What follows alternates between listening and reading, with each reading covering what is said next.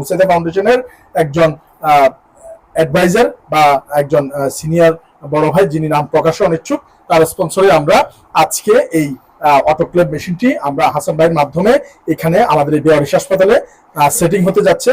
আপনারা জেনে আনন্দিত হবেন যে এই ঢাকনাটি খুলে এখানে এই বক্সগুলোতে হ্যাঁ, এই যে এই বক্স, ঠিক আছে, এইভাবে দেখাও, এই বক্সগুলোতে এগুলো বসানো হয়। বসাও, আচ্ছা বসাও, রেখে দাও। হ্যাঁ, এইগুলোর মধ্যে আবার এই দুটোর যে ড্রাম দেখেছেন, কোনোটার মধ্যে গজ, ব্যান্ডেজ, আর আরেকটির মধ্যে এই যে আটারি, ফোর্সেপ, কাঁচি, যা কিছু লাগে সেগুলো এই যে এখানে আছে। এগুলো এটা এখানে ঢুকাও না, একজন ঢুকাও, এমনি রাখো না, এটার মধ্যে ঢুকে রাখো।